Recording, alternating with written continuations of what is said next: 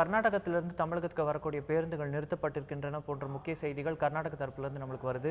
இதை நம்மளுக்கு நேரடியாக பகிர்ந்து கொள்கிறார் தந்தியின் செய்தியாளர் திரு பாரதி ராஜா. வணக்கம், சொல்லுங்க. அங்கிருந்து கர்நாடகாவிலிருந்து தமிழகத்துக்கு வரக்கூடிய பேருந்துகள் நிறுத்தப்பட்டிருக்கா, இல்ல பெங்களூர்ல என்ன மாதிரி நிலைமை இருக்கு, அங்க இருக்கக்கூடிய தமிழர்கள் மத்தியில என்ன மாதிரி நிலைமை இருக்கு?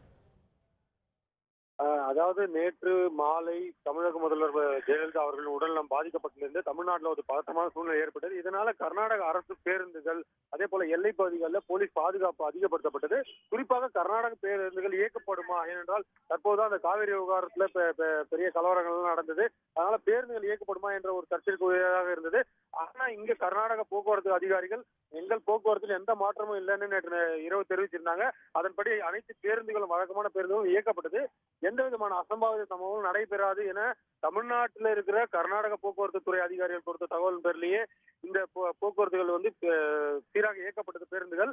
ஆனால் இன்று காலை 6:30 மணிக்கு திருவண்ணாமலையிலிருந்து பெங்களூரு புறப்பட்ட கர்நாடக அரசு பேருந்து மீது திருவண்ணாமலை மாவட்டம் செங்கம் போலீஸ் எல்லைக்குட்பட்ட பகுதியில் ஒரு கல்வீச்சு சம்பவம் நடந்துள்ளது. அதாவது பஸ்ஸின் பின்புற கண்ணாடி உடைக்கப்பட்டது. இதையடுத்து மேலும் எந்த அசம்பாவித சம்பவம் நடைபெறாமல் தடுப்பதற்கு ஏதுவாக கர்நாடக அரசு போக்குவரத்து துறை உடனடியாக தமிழகத்திற்கு கர்நாடக அரசு பேருந்துகளின் சேவையை தற்காலிகமாக நிறுத்தம் செய்யப்பட்டுள்ளது.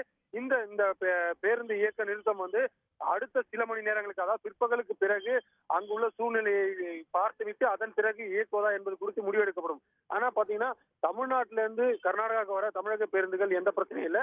கர்நாடகாவிலிருந்து எந்த பேருந்துகளும் குறிப்பாக சொல்லணும்னா KSRTC இங்க ஒரு 3 விதமான போக்குவரத்து கழகங்கள் உள்ளன. அதாவது வடமேற்கு போக்குவரத்து கழகம், இந்த தென்மேற்கு போக்குவரத்து கழகம், அதே போல கர்நாடக அரசு பேருந்து போக்குவரத்து. இந்த 3 பேருந்து போக்குவரத்து கழகத்துல நமக்கு தமிழ்நாடுக்கு பெரும்பாலும் இயக்கப்படுவது இந்த KSRTC, அதாவது கர்நாடக போக்குவரத்து கழகம் மட்டுமே.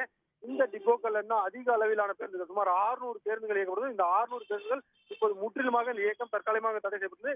இது தவிர தமிழக முதல்வர் உடல்நலம் பாதிப்பு குறித்த தகவல்களால் கர்நாடகால தமிழர்கள் வாழும் பகுதியில் அதிகமான போலீஸ் பாதுகாப்பு, அதாவது கூடுதல் போலீஸ் பாதுகாப்பு, எந்த விதமான அசம்பாவித சம்பவங்களோ நடைபெறக்கூடாது என்பதற்காக கர்நாடக DGP ஓம் பிரகாஷ் அவர்கள் நேற்று நள்ளிரவே ஒரு உத்தரவை போட்டிருக்கார். அதாவது தமிழர்கள் அதிகமாக வாழக்கூடிய பகுதிகளில் கூடுதல் பாதுகாப்பு அளிக்கணும் அப்படின்ற அந்தந்த மாவட்ட காவல்துறைக்கு கேட்டுக்கொண்டிருக்கார்.